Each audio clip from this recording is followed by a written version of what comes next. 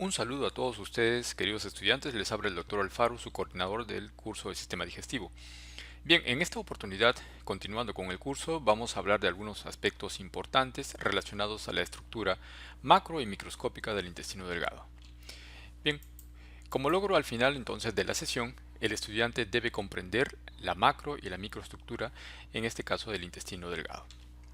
Bien, empecemos entonces con algunos puntos importantes acerca de la anatomía de esta parte del tubo digestivo. Muy bien, como bien saben, el intestino delgado es la porción más larga del tubo digestivo.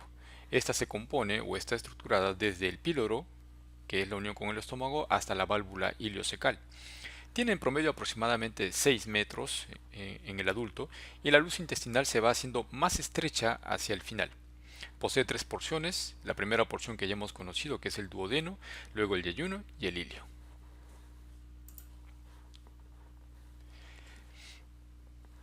La primera porción del intestino delgado mide entre 20 a 25 centímetros. Nos estamos refiriendo entonces al duodeno. Tiene una forma de C y está en contacto con la cabeza del páncreas. Es retroperitoneal y posee cuatro segmentos y como vemos se encuentra ubicado entre las vértebras lumbares L1 y L3. La primera porción es la parte más superior y es el sitio generalmente donde se presenta la úlcera en la unión con el estómago. La segunda es la porción descendente donde vamos a encontrar ya las dos papilas, la papila mayor y menor que hemos descrito previamente. La tercera inferior u horizontal que vemos aquí y tenemos luego la cuarta porción que es la porción ascendente, la que va a terminar en un ángulo que va a formar con el yeyuno llamado el ángulo de Treitz.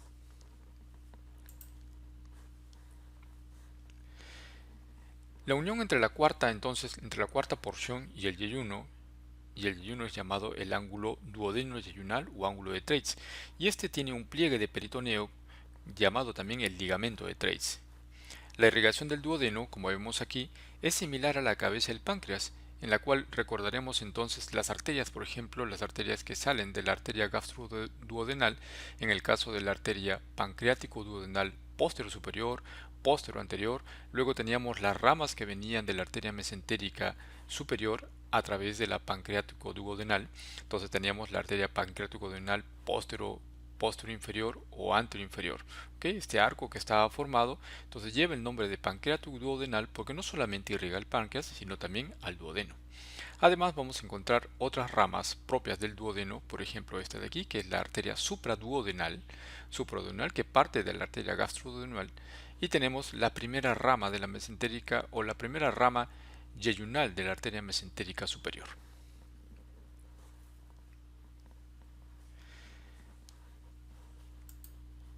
El yeyuno comprende las dos quintas partes del intestino delgado, aproximadamente esto es 2.5 metros. Posee paredes más gruesas y pliegues más prominentes comparados con el del ilio, como lo vamos a ver. Está localizado principalmente en el cuadrante superior izquierdo del abdomen. Si nos ubicamos entonces lado izquierdo, el cuadrante superior, entonces ahí vamos a encontrar principalmente el yeyuno, y eso tiene que ver mucho con el retorno de las asas intestinales en la etapa embriológica, como recordarán todos. El ilion comprende las tres quintas partes del intestino delgado, aproximadamente esto es 3.5 metros. Se localiza principalmente en el cuadrante inferior derecho, a diferencia del anterior, ¿no? Y esto tiene que ver obviamente también porque es prácticamente de las asas delgadas, es la última en retornar a la cavidad abdominal en el proceso embriológico. El ilion desemboca entonces en el intestino grueso entre el ciego y el colon ascendente, y la válvula iliocecal va a poseer músculo liso porque funciona también como un esfínter, y a la vez vamos a ver que ésta posee unas válvulas, ¿okay? Unas válvulas orientadas hacia el ciego que impiden que el contenido, una vez que haya pasado al ciego, pueda retornar hacia el hilo. Aquí estamos observando las ramas de la mesentérica superior que van a irrigar prácticamente el intestino delgado, todo el intestino delgado, y saben ustedes que parte también del intestino grueso. Entonces, a nivel del intestino delgado, a través de las ramas yeyuno-ileales, vamos a ver que podemos encontrar algunas diferencias. Vemos aquí cómo los vasos corren a través del mesenterio, propiamente del intestino delgado. En el caso de las asas yeyunales, vamos a ver que estas asas tienen arcos o arcadas que vemos aquí, y cuando hablamos de arcadas hablamos de generaciones de arcadas. Una generación, por ejemplo, de arcadas, ¿okay? Básicamente una, acá hay otra, una segunda, pero generalmente las arcadas son poco desarrolladas y tenemos vasos rectos que llegan al intestino delgado, vasos rectos largos. En el caso de las ramas ileales vamos a ver que las ramas, o perdón, las arcadas arteriales son más desarrolladas. Una generación, dos generaciones, pueden haber tres hasta cuatro generaciones de arcadas arteriales, mientras que los vasos rectos que llegan al tubo digestivo son cortos.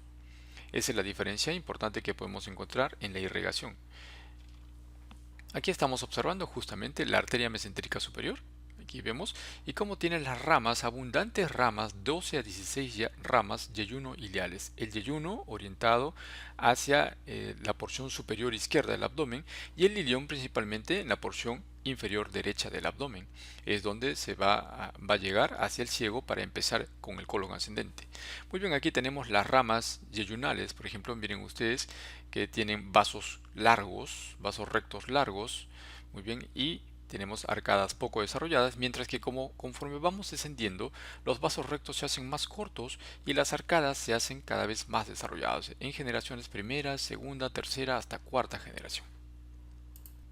En este esquema podemos observar justamente las ramas que corresponden a la arteria mesentérica superior y también la de la mesentérica inferior. Ya adelantándonos un poco a a las próximas sesiones, entonces vamos a ver cómo habíamos descrito ya las ramas yeyuno-ileales de la arteria mesentérica superior que irrigan prácticamente todo el intestino delgado. ¿Ok? Pero vamos a ver que aquí la mesentérica superior también da ramas para el colon, hasta los 2/3 proximales del colon transverso. Ok, entonces vamos a ver que las ramas que vamos a ver hacia el colon son tres principalmente: la arteria iliocólica, la arteria cólica derecha y la arteria cólica media. La arteria iliocólica, también llamada anteriormente como la arteria ilio-biseco apendículo cólica, ¿okay? Y eso debido a las zonas o a las estructuras que va a irrigar. Por ejemplo, tiene una rama ilial, ilio, tiene una rama para el ciego anterior, una rama cólica anterior, una cólica posterior, ¿okay? Biseco, apendículo porque tiene una rama apendicular, como vemos aquí, y y luego tenemos que esta continúa con una rama ascendente, ¿okay? Ascendente, que es la rama cólica. ¿Okay?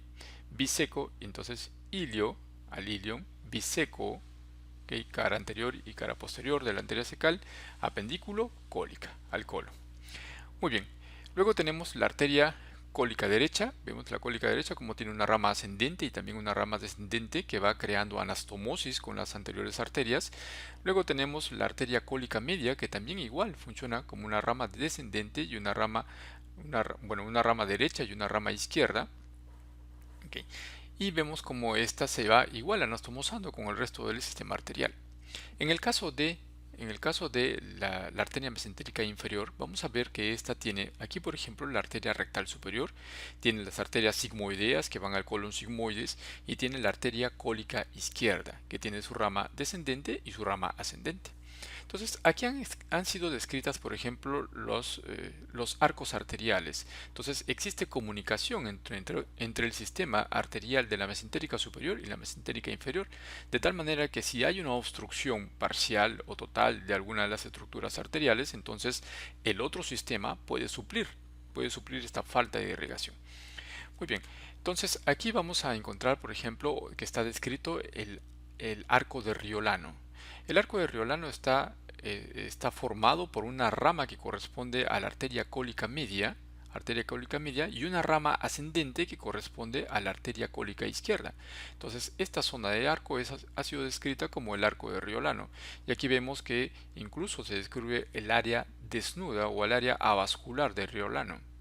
¿Okay? Entonces, este es el arco de Riolano. Muy bien, también tenemos los arcos de Drummond.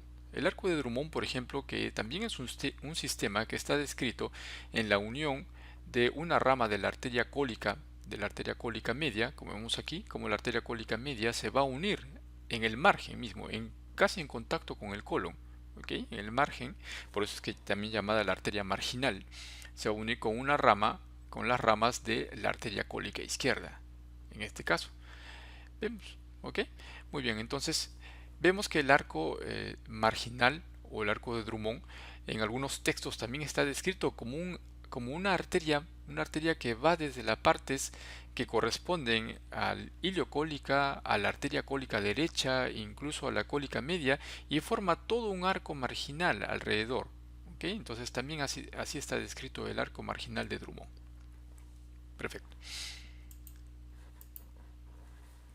En la parte de histología, en la histología del intestino delgado, tenemos que comprender algunas cosas muy importantes. Por ejemplo, la primera estructura que vamos a ver en el intestino delgado, que es visible, ¿okay? Una vez que apreciamos directamente la luz del intestino delgado, son los pliegues intestinales. Estos pliegues intestinales son básicamente, como su nombre dice, unas formaciones, unas plegaduras que constituyen mucosa y submucosa, ¿okay? Y son observables macroscópicamente. Esos son los pliegues intestinales. Entonces, luego de los pliegues intestinales, vamos a ver que la siguiente estructura que tenemos que reconocer son las vellosidades intestinales. Y luego de las vellosidades intestinales, que en realidad vamos a ver que son elevaciones digitiformes, como si fueran dedos sobre la superficie, que están compuestas básicamente de mucosa. ¿Okay? Vean la diferencia. Mientras que los pliegues intestinales o válvulas conniventes están compuestos de mucosa y submucosa, las vellosidades están compuestas de repliegues de mucosa. Y luego tenemos la última especialización, que es la microvellosidad, ¿okay? Que son prolongaciones del citoplasma del enterocito. Entonces, estas van a incrementar, la función que tienen es incrementar la superficie de absorción. Esta lo hará 3 veces, esta lo hará 10 veces y esta lo hará hasta 20 veces.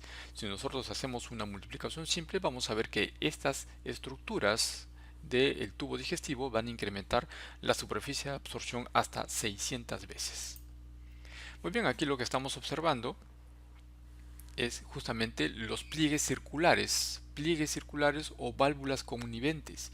Incluso tiene un nombre propio, que son las válvulas de Kerckring. ¿Ok? Entonces vemos estas que se observan macroscópicamente. Si abrimos un intestino delgado, un cadáver, observaríamos estos pliegues intestinales. Muy bien, cuando lo vemos microscópicamente en esta imagen, por ejemplo, vamos a ver que son elevaciones que componen no solamente la mucosa, sino también la submucosa. ¿Okay? Mucosa y submucosa. Es decir que la muscularis mucosae también está implicada aquí. Mucosa y submucosa. La siguiente capa que observamos será la muscular propia, la circular y la longitudinal. ¿Ok? Muy bien, entonces vemos estas son las válvulas conniventes o válvulas de Kerckring, ¿okay? Que son observadas macroscópicamente. Muy bien, sin embargo, cuando ya comenzamos comenzamos a ver estructuras más pequeñas, ¿okay? Vamos a ver aquí primero cómo este pliegue intestinal está formado por estas salientes, como pequeños dedos. ¿Okay? Estas salientes, estas salientes de superficie. Estos pequeños dedos son la próxima especialización que vamos a ver. Aquí están. ¿Okay? Estas salientes a manera de dedos o pliegues digitales hacia la superficie, ¿okay? Son los que constituyen las vellosidades intestinales. Observen ustedes entonces que cada vellosidad intestinal está tapizada por células llamadas enterocitos, que son células con función absortiva. ¿Okay? Cada enterocito, miren cómo está unido en uno a otro, ¿okay? Por tipos de uniones que vamos a ver en un momento. Entre ellas vamos a encontrar las goblet cell, también que son secretoras de moco. Vamos a encontrar otros tipos de células en la profundidad. ¿Okay? Vemos entonces que hay elevaciones y hay depresiones. ¿Okay? Elevaciones y depresiones. Entonces vemos aquí como las depresiones en la profundidad a esas estructuras que están deprimidas, que dentro de la mucosa misma se les llama glándulas, ¿okay? Las glándulas intestinales, que en realidad serían lo que hemos mencionado, que son las criptas del Lieberkühn, llamadas en este caso glándulas intestinales. Observamos en la parte de abajo la muscularis mucosae, tenemos la submucosa donde encontramos grande cantidad de vasos sanguíneos arteriales, venosos, vasos quilíferos, que son los vasos linfáticos, ¿okay? Que lo que están en verde. Entonces vemos cómo la circulación aquí, de ser horizontal, ¿okay? Pasa a ser vertical con ramas verticales que van a ir paralelas a las glándulas o las criptas del Lieberkühn y paralelas también a las microvellosidades, y como aquí van a formar arcos, ¿no? Arcos uniéndose a la parte venosa. ¿Okay? Y en el centro los vasos quilíferos que tienen un fondo de saco ciego. ¿Okay? Muy bien, en la parte más profunda, ya sabemos, la capa muscular propia circular longitudinal, incluso vemos aquí el plexo mentérico de Auerbach, y en la parte más externa la serosa. Muy bien, igualmente aquí estamos observando una microscopía electrónica de barrido en la cual vemos, ¿no?, estas salientes y estas depresiones. ¿Ok? Salientes que constituyen las vellosidades intestinales y estas que constituyen las depresiones que van a formar en la profundidad la glándula intestinal. Entonces vemos aquí vellosidades, ya, estos orificios que van a llevar a las glándulas intestinales, vasos sanguíneos, arteriales, venosos y vasos quilíferos. Vemos por efecto del corte cómo observan aislados algunas estructuras, en realidad son repliegues del epitelio hacia la profundidad, pero aquí por efecto del corte quedan como si fueran glándulas reales. Esta imagen, lo que estamos observando no es un pliegue intestinal, sino lo que estamos observando es una vellosidad intestinal. Vemos la prolongación digitiforme y me doy cuenta que es una vellosidad porque está formado por enterocitos. Aquí vemos las células que son las células enterocíticas, células absortivas, que están presentes también algunas goblet cell o células caliciformes, porque vemos ya la vacuola de moco o mucina, ¿no?, que se observa. Vemos en el centro la presencia de esto que sería, si esto es la mucosa, es un repliegue de mucosa, esto sería lámina propia. Lámina propia, y observamos células inflamatorias en la lámina propia, linfocitos básicamente, que son propios, y en el centro una dilatación de vaso quilífero, ¿no?, que se ve bastante evidente. También observamos células musculares lisas que son fibras de músculo liso muy delgadas, muy finas, que parten de la muscularis mucosae hacia la vellosidad intestinal. Aquí observamos lo que veíamos hace un momento. Observamos cómo cómo se da el flujo arterial a nivel de la vellosidad, ¿no? Vemos que entonces desde la parte más profunda corre paralela, ¿no?, este vaso sanguíneo, esta arteria, desde las criptas del Leberkuhn, sube hasta llegar hasta la parte más distal o hacia el ápice de la vellosidad intestinal. Pero en el camino vamos viendo cómo se surgen anastomosis entre los capilares, entre las arteriolas y las vénulas, anastomosis a todo nivel de la vellosidad intestinal, de tal manera que 80% del flujo arterial es capaz de pasar a través de las anastomosis. De tal manera de que la sangre arterial que llegue hacia el ápice de la vellosidad intestinal es menor que la sangre arterial que está presente a nivel de las criptas del Leberkuhn. Y eso es importante mencionar porque las criptas del Leberkuhn tienen también las células madre, que son importantes para la regeneración de todo el epitelio. Entonces tiene que ser una zona mejor oxigenada. Cuando se producen eventos isquémicos, sobre todo, entonces se produce pérdida, sobre todo, no de las criptas del Leberkuhn, sino de las partes más superficiales de las vellosidades intestinales. Entonces se ven atrofia o acortamiento de las vellosidades y obviamente con la consiguiente regeneración por parte de las criptas del Leberkuhn que contienen a las células madre. Esto es importante entonces de recordar, y de esa manera se explica los fenómenos histológicos o los cambios histológicos por isquemia intestinal. Aquí observamos lo mismo, y esto es para representar las células. Vemos como a nivel de la glándula intestinal vamos a encontrar algunos tipos de células, por ejemplo las células de Panet, ya importantes para la secreción de lisozima, ¿no es cierto?, y con capacidad de fagocitosis. Luego tenemos aquí también las células enteroendocrinas, que las células enteroendocrinas sobre todo para la secreción de secretina, colecitoquinina, el GIP o péptido inhibidor gástrico, ¿no es cierto? Luego tenemos aquí las células goblet cell, que ya hemos mencionado, con capacidad de secretar moco, y tenemos las células absortivas ya propiamente dichas, que tienen sus especializaciones, que son microvellosidades. Muy bien, hasta ahorita estamos viendo vellosidades. Muy bien, pasamos entonces al enterocito y las células caliciformes. Como vemos aquí, tenemos aquí estas células, ven los núcleos, que tenemos unos núcleos apilados, que están en la parte basal, y estos corresponden a las células, cada una de ellas, núcleo y su célula, que son los enterocitos. Entonces vemos cómo los enterocitos tienen un borde que está bastante demarcado en la superficie, y esto está hecho con una coloración especial, la coloración de Paz, la cual nos pinta la mucina también, ¿no? Entonces vemos cómo tiene las microvellosidades, que está bastante demarcado en la superficie, y tenemos la mucina en el caso de las goblet cell, ¿no? Abajo tenemos la lámina propia sobre la cual descansa el epitelio. En esta imagen estamos observando, por ejemplo, para recordar que las microvellosidades intestinales también tienen otra estructura. Vemos que la estructura básica que tienen es de filamentos de actina. Entonces vemos que estos filamentos de actina, que son entre 20 a 30 filamentos, que se fusionan todas en la parte más apical, que es la vilina. Estos filamentos de actina además están unidos a porciones de o proteínas miosina tipo 1 que las anclan hacia la membrana a cada lado, y en la parte inferior vemos que están unidas a estos elementos contráctiles, filamentos intermedios y espectrina, que hacen posible de que entonces todo este sistema se haya unido a la zónula adherente que van a unir a dos células, ¿no? A la zónula adherens. Entonces la contracción, por ejemplo, de esta zona basal, que vamos a llamar la zona del velo terminal. Entonces la contracción de esta zona de velo terminal hace posible incluso que se separen las microvellosidades unas a otras, ¿okay? Haciendo posible el mayor contacto con las sustancias nutritivas, o aún así que se puedan unir más dos células que están adyacentes en el caso de la pérdida de una de ellas por envejecimiento, de tal manera que a través de estas uniones de estas uniones de tipo adherentes, y sobre todo de uniones herméticas que también están presentes, las cuales establecen, sobre todo estas últimas, una barrera entre la luz intestinal y el compartimento intercelular, ¿no? A este nivel. Muy bien, recordar que a nivel de las microvellosidades, y ya vamos adelantando algo de la próxima sesión, a nivel de las microvellosidades vamos a encontrar en este borde en cepillo justamente, por ejemplo en este caso, disacaridasas, que son importantes para la digestión de carbohidratos.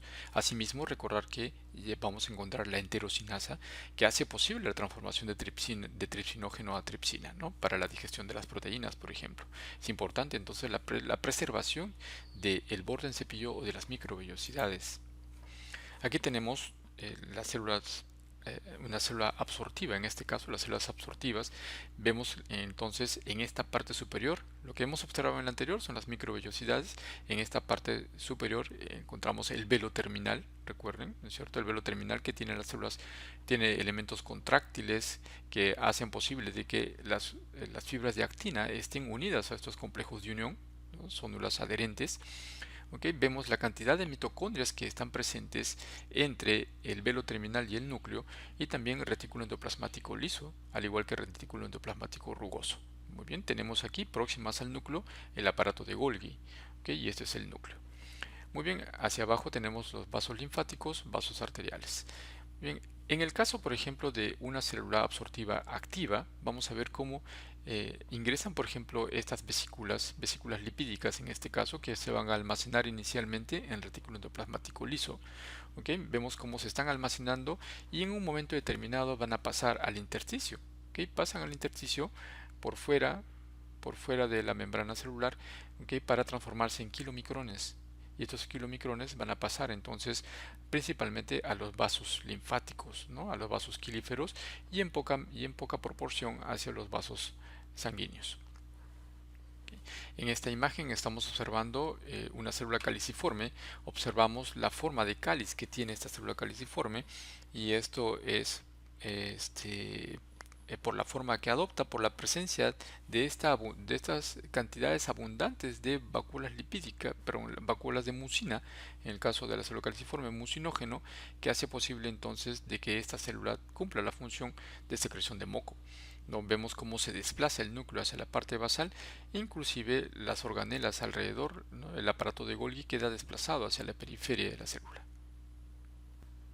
En esta microfotografía electrónica estamos observando justamente hacia la parte de arriba las miles de microvellosidades intestinales que pueden presentarse por cada enterocito. Vemos aquí un enterocito, sus uniones, un complejo de unión entre ellas, y las prolongaciones citoplasmáticas que constituyen las microvellosidades, y por fuera encontraremos el llamado glicocálix, ¿no? En la cual vamos a encontrar la producción de este mismo enterocito. Por eso es que se dice que tiene función secretora también, porque va a producir incluso enzimas glucoproteicas que se van a ubicar en la parte más externa en el glucocálix para la digestión final de los nutrientes. ¿Okay? Muy bien, aquí estamos observando las criptas de Lieberkühn, llamadas en este caso glándulas intestinales. Vemos que alrededor está la lámina propia, porque estamos todavía en la mucosa. Tenemos células inflamatorias linfocitarias, tenemos células plasmáticas que vemos aquí, ¿ok? Entonces, ¿qué constituyen todos ellos? El llamado GALT, que es el tejido linfoide asociado a las mucosas, en este caso a la mucosa gastrointestinal. Vemos que nos llama la atención la presencia en la profundidad de estas glándulas intestinales, de estas células que tienen en el citoplasma unos gránulos eosinofílicos por la alta presencia de arginina, probablemente, así descrito, que tienen gran cantidad de lisosimas, ¿no? Y tienen además capacidad fagocítica. Incluso se dicen que tienen la capacidad de fagocitar elementos extraños, incluso bacterianos, y se habla de que serían responsables también de la regulación de la flora bacteriana normal.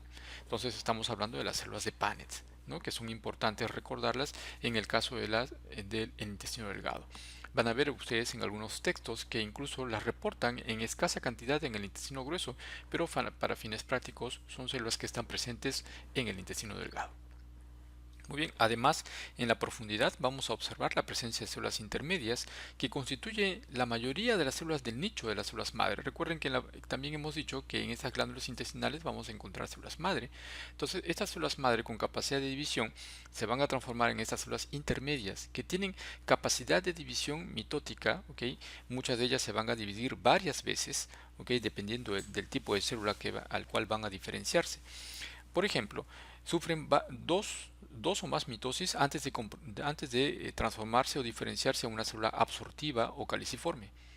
Las células intermedias que están predispuestas a convertirse en células caliciformes desarrollan una pequeña colección redondeada de gránulos secretores. Como es caliciforme, tiene que haber secreción.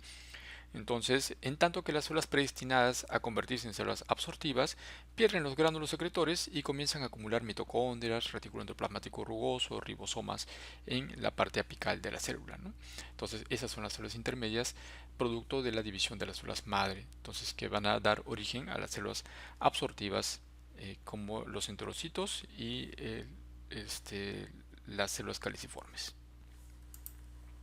Nuevamente aquí estamos observando las criptas de Lieberkühn para ver incluso nuevamente las células de Paneth importantes, ¿no? Y recordarles que también a este nivel vamos a encontrar las células que vamos a llamar las células enteroendocrinas. ¿Ok? Entonces las células enteroendocrinas que por mecanismos que están llevados por proteína G, lo que van a producir la liberación de péptidos que van a regular las varias funciones gastrointestinales que muchas veces ya hemos comentado. Entonces vamos a destacar, por ejemplo, las células I, que son productoras de colecitoquinina, las células S de secretina, las células productoras del GIP, de péptido inhibidor gástrico, ¿okay? Que es el péptido insulinotrópico dependiente de glucosa, y también las células M productoras de motilina. Entonces hemos visto ya como por ejemplo, la colecitoquinina y la secretina incrementan la actividad del páncreas y la vesícula biliar, pero inhiben a la vez la función secretora y de motilidad gástrica, mientras que el GIP estimula la liberación de insulina y la motilina estimula la motilidad gástrica e intestinal en los periodos interdigestivos, ¿no? Entonces esas celulitas las vamos a encontrar también aquí en la glándula intestinal o cripta de Lieberkühn. Muy bien, este esquema es para demostrar cómo también tenemos la presencia de la inmunoglobulina A secretoria. Entonces, importante recordar al nivel de la lámina propia, que estamos aquí, es un enterocito, ¿okay? Una célula intestinal, aquí están las microvellosidades en la parte superior y aquí es la lámina propia.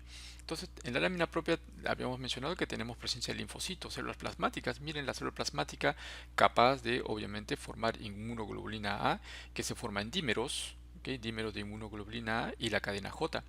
¿Okay? A través de esta estructura, entonces, atraviesa la lámina basal, ¿okay? Y se une a este receptor, ¿okay? Que es un receptor de inmunoglobulina polimérica, ¿okay? Que está situado justamente aquí en la membrana basal. El complejo de este receptor con la inmunoglobulina A ingresan a la célula por endocitosis, como vemos aquí, ¿okay? Endocitosis, luego se transportan, ¿okay? En un compartimento endosómico, ¿okay? Este fenómeno es llamado transitosis, y luego las vesículas endocíticas se fusionan con la membrana plasmática apical. Vemos como este receptor de inmunoglobulina polimérico se escinde de forma protolítica y la inmunoglobulina A este dímero de inmunoglobulina A se libera justo con la porción extracelular del receptor. Vemos que el receptor tenía una porción extracelular, entonces se lleva la porción extracelular que se va a constituir ahora en el componente secretor de esta inmunoglobulina A que ya se encuentra a nivel de la luz intestinal. A nivel del intestino, en una porción del intestino llamado el ilion, vamos a encontrar estos cúmulos de elementos linfoides que van a formar folículos linfoides que en conjunto se van a llamar las placas de Peyer. Entonces vamos a ver que estas placas de Peyer están ubicados debajo del epitelio, como vemos aquí, están en la lámina propia y muchas veces pasan hacia la submucosa, dependiendo del tamaño que tengan, y vemos que en la superficie de estas placas de Peyer vamos a encontrar unas células importantes, que son las células M, que son células transportadoras de antígeno. ¿Ok? Entonces transportan los antígenos, elementos extraños, bacterianos que puedan llegar a la luz intestinal para llevarlos, transportarlos, llevarlos hacia estas células que son las células linfoideas que hemos mencionado de las placas de Peyer, que constituyen también el sistema Galt, ¿no? Para desencadenar, si fuera necesario, una reacción inmunológica. Observamos aquí el diagrama de la célula M que hemos mencionado, esta célula M que se encuentra en la superficie de las placas de Peyer. ¿Okay? Vemos cómo esta célula M no tiene microvellosidades, a diferencia de las células enterocíticas o células absortivas, sino tiene pliegues en la superficie, tiene recesos en la superficie, ¿no? Tiene micropliegues, incluso en la parte inferior vamos a ver, en la parte de debajo de estos micropliegues vamos a ver este receso profundo donde encontramos la presencia de linfocitos, macrófagos, incluso evaginaciones de células dendríticas que son verdaderas células presentadoras de antígeno. Entonces, un antígeno que se encuentra en la luz intestinal puede ser captado a través de esta capa delgada del citoplasma apical de la célula M, ¿ya? Y ofreció a los linfocitos y a otras células presentadoras de antígeno que están en estos recesos. ¿Ve? Es importante entonces conocer esta célula M que está presente y que algunas veces se ha hablado de que sería una célula presentadora, pero no, es una célula transportadora de antígenos. ¿Okay? Vemos aquí en este diagrama de manera simple como esta célula M que no presenta microvellosidades sino pliegues, micropliegues en la superficie, ¿okay? Y tiene un receso, un espacio justo debajo de su superficie donde se encuentran células T, células B y encuentran incluso las prolongaciones de esta célula presentadora de antígeno que puede ser una célula dendrítica.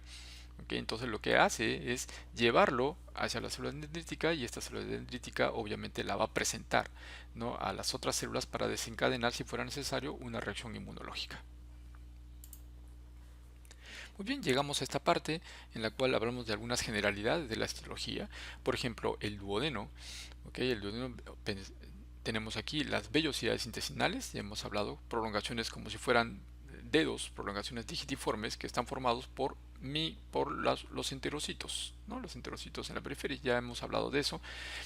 Vemos aquí la presencia de glándulas que se encuentran en la submucosa. Es la única parte del intestino delgado donde vamos a encontrar glándulas en la submucosa y estas son las glándulas de Brunner. Entonces las glándulas de Brunner que vemos aquí son glándulas mucosecretoras, que secretan moco y también tienen una secreción rica en bicarbonato, obviamente todo en pro de aumentar los niveles de pH, ¿okay? Hacer un medio más alcalino, ¿okay? Donde sea propicio incluso los eventos de digestión y absorción. Okay, aquí igualmente la histología del duodeno, tenemos las vellosidades intestinales y la presencia de las glándulas de Brunner, ¿no? Las glándulas de Brunner que son característicos del órgano. Aquí esta imagen es para representar lo que continúa. Estamos viendo el yeyuno. Miren el yeyuno que tiene las vellosidades más altas, más prominentes. ¿Okay? En este caso, si observamos esto sería, ya todos deben saber, esta es una válvula de Kerckring, ¿okay? O válvula conivente o de Kerckring. Vemos como incluso no solamente está formado por mucosa, sino por submucosa. ¿Okay? Mientras que cada saliente que vemos aquí como dedos es una vellosidad intestinal que está formado por la mucosa. Entonces tenemos mucosa básicamente aquí. ¿Okay? Mientras que a los lados de las vellosidades vamos a encontrar, ¿no? Microscópicamente los enterocitos con sus microvellosidades. Entonces esto es el yeyuno, Vemos aquí, no observamos glándulas de Brunner aquí, sino observamos las cristas del Lieberkühn aquí en la profundidad, ¿no? Conforme vamos avanzando hacia el colon, entonces la estructura intestinal se va a parecer más al colon. Entonces vamos a ver cómo van apareciendo más células caliciformes conforme nos vamos acercando al colon. Okay, aquí vemos la histología del yeyuno, igual, ¿cierto? Vemos la chapa estriada en el borde, las vellosidades intestinales bastante prominentes, okay, las células inflamatorias siempre presentes en la lámina propia como parte del GALT. Okay, y este corte, por ejemplo, es un corte transversal del ilion, y hablamos de ilion porque, miren ustedes, las vellosidades ya no son tan prominentes. Vamos a ver la presencia de estos complejos o estos folículos linfoides que han formado placas llamadas las placas de Peyer. Recuerden que las placas de Peyer están rodeadas o tienen en su superficie las células M importantes, ¿no? Como célula transportadora de antígeno. En esta fotografía, nuevamente para observar la zona del ilion, en la cual vemos la presencia de las vellosidades, vemos que las vellosidades ya no son tan prominentes porque nos estamos aproximando hacia el colon. Muy bien, cuando vemos esta imagen, entonces recordamos este cúmulo linfoide que habíamos hablado que corresponde a las placas de Peyer, donde vamos a encontrar las células M que ya hemos mencionado, entonces en contacto o en la superficie de este cúmulo linfoide, ¿no? Importante como célula transportadora de antígeno. Muy bien, ¿cómo es la renovación de las células epiteliales? Entonces, la renovación de las células epiteliales la podemos dividir en células que son de capacidad absortiva, ¿ok? Y las células no absortivas. ¿Ok? Las células absortivas me estoy refiriendo sobre todo a las células que son, que tienen las microvellosidades especializadas para la absorción. Entonces, los enterocitos. Entonces, el tiempo de renovación para las células absortivas y las células caliciformes, más o menos desde 4 a 6 días. Mientras que todas estas, en realidad, sean absortivas o no absortivas, tienen un origen en la célula madre, y hemos visto que estas células madre se originan en la glándula intestinal. Entonces vamos a encontrar unas células intermedias además que van a derivar de estas células madre, ¿okay? Y que van a formar este nicho de células madre, o sea, las células madre están rodeadas de estas células intermedias y se van a producir mitosis, mínimo 2 a más mitosis, cuando se habla de la proliferación de células, por ejemplo, células absortivas. En el caso de las células enteroendocrinas y de las células de Panet, vamos a ver que estas también derivan de la célula madre de la glándula intestinal. Al parecer, las células enteroendocrinas se dividen solamente una vez antes de sufrir esta diferenciación, a diferencia, ¿no?, de las células absortivas que se dividen varias veces hasta diferenciarse.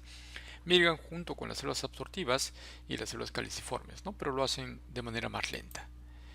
En el caso de las células de Panet, estas migran hacia la profundidad de la glándula intestinal y tienen un tiempo de vida alrededor de 4 semanas, es decir, su recambio se hace alrededor de 4 semanas. Se habla de un factor de transcripción MAT1, entonces cuando se expresa este factor de transcripción, entonces vamos a ver que estas dan origen al linaje secretor, es decir, las células que se diferencian en células caliciformes, enteroendocrinas y células de Panet, mientras que la inhibición o la ausencia de expresión del MAT caracteriza el mecanismo de desarrollo por defecto que da origen a las células intestinales absortivas, en este caso los enterocitos. Entonces esto es algo que también es importante, ¿no?, como expresión de este factor, ¿no?, el factor de transcripción. Muy bien, hasta aquí llegamos entonces, alumnos. Cualquier duda, estamos llanos a conversar durante las sesiones prácticas. Recuerden que hay que hacer lectura complementaria para el buen desarrollo de la sesión. Ok, hasta pronto.